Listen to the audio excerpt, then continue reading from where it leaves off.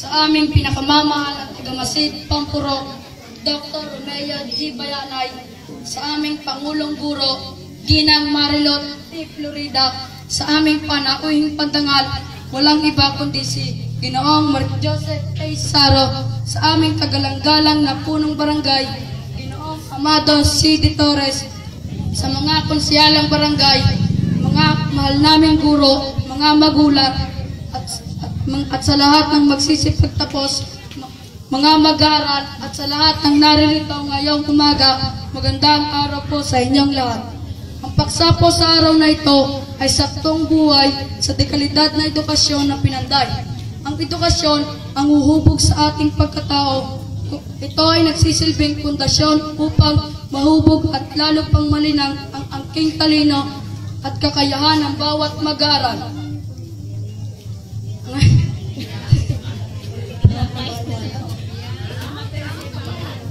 Sa mga kapwa ko magsisipagtapos sa araw na ito, tayo ay nasa unang hakbang pa lamang ng ating pag-aaral. Sa susunod na taon, tayo ay haharap sa panibagong hamon kung saan ating mararanasan ang iba't ibang pagsubok sa ating pag-aaral.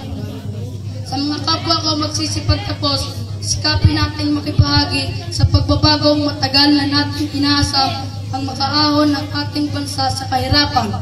Sa araw pong ito, tunay na nag-uumapaw ang aking puso sa sumandaling ito dahil ako po ang pinarangalan pangalawa sa pinakamahusay na magtatapos sa taong ito.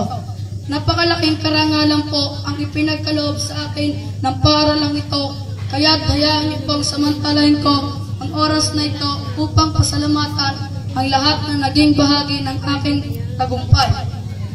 Una sa lahat, nais kong pasalamatan ang Panginoong Diyos sa ipinagkaloob niya sa aking lakas at talino upang matuklasan kong masarap palang mabuhay sa daigdig kapiling ang mga mahal ko sa buhay.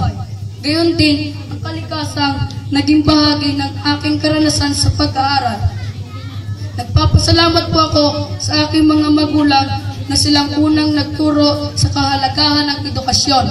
Gayon din sa mga guro na silang naghubog ng aking pagkatao at pumanday ng aking talino. Sila po ang aming pangalawang magulang na sumusubaybay sa gawain sa paaralan. Sa inyo sa kapwa ko magsisipagtapos sa araw na ito, maraming salamat sa inyo. Kayo ang naging kasama ko sa gawain, paaralan, kwentuhan at sa bawat kasiyahan at kalungkutan na ating naranasan. Sa paglisa namin sa paaralan ito, magandang pangako na ang aming maiiwan na kami mananatiling kaakibat ng bayan sa proyekto at gawain sa edukasyon, pangkabuhayan at pangkagalingan. Maraming salamat po at sumainyo nawa ang biyayang ng may kapal mabuhay.